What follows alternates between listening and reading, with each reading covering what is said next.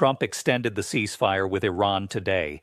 Hours later, Iran rolled a ballistic missile through the streets of Tehran in front of cheering crowds. Here's what just happened.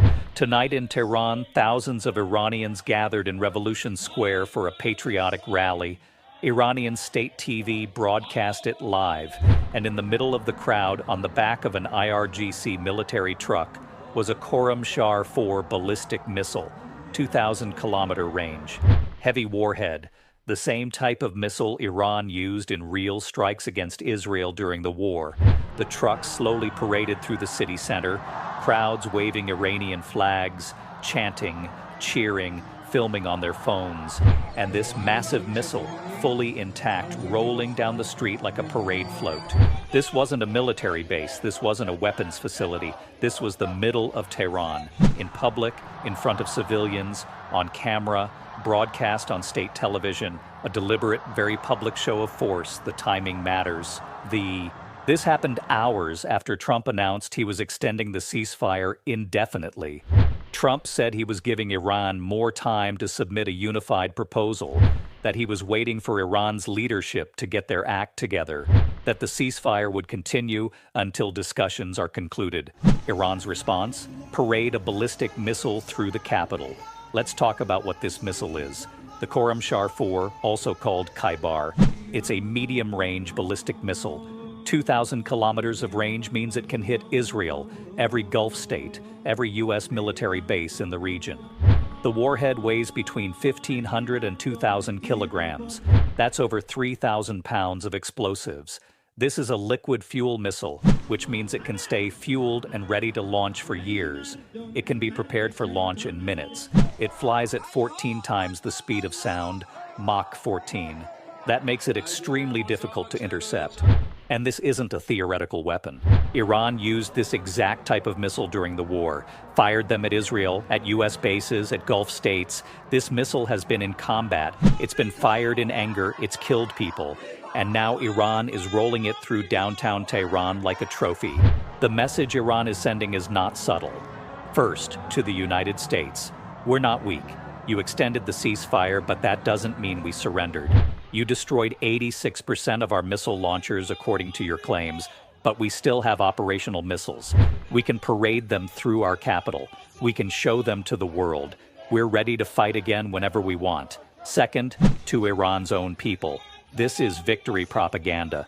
The war isn't over, but we're still standing.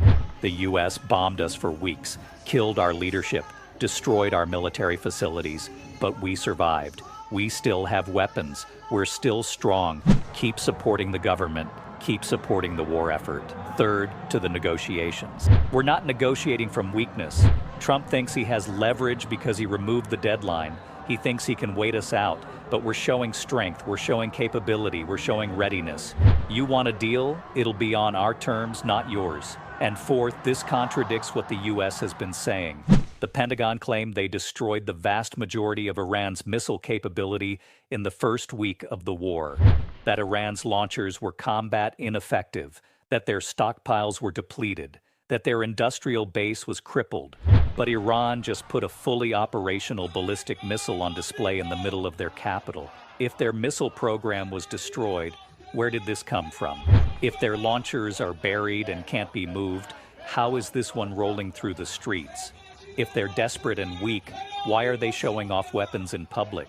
This is Iran calling America's bluff. You say you destroyed our missiles. Here's a missile. You say we're fractured and weak. Here are thousands of people rallying in support. You say you have all the leverage. We just extended the war indefinitely by refusing to confirm talks. The location matters too. Revolution Square in Tehran. Not a military parade ground, not a secure facility. The center of the capital, where the Islamic Revolution was celebrated in 1979, where Iran's government holds its biggest public events. This is symbolic. This is saying the revolution continues, the resistance continues, the fight continues, and the crowds are cheering, waving flags, celebrating this missile like it's a sports team. That's the part that's most striking. In most countries, you don't parade weapons of war through civilian areas. You don't turn ballistic missiles into public spectacles.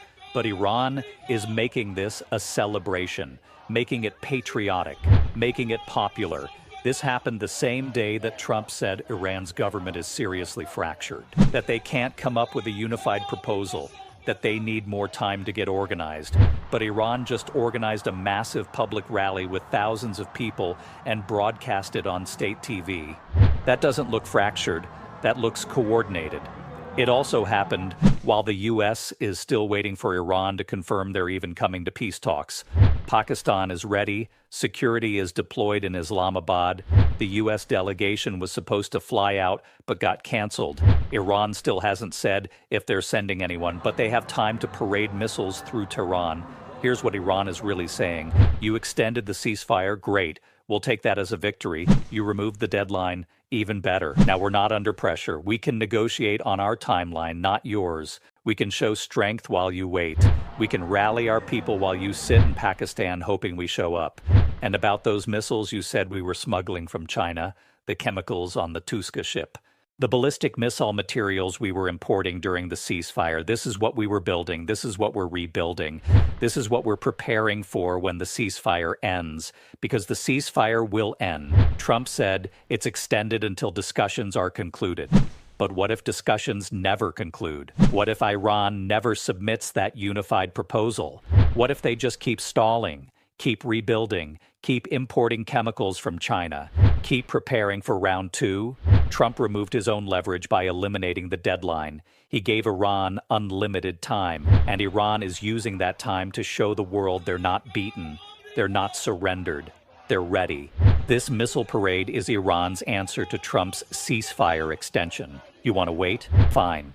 We'll wait. But while we wait, we'll show you we're not afraid. We'll show you we still have weapons. We'll show you we're still dangerous.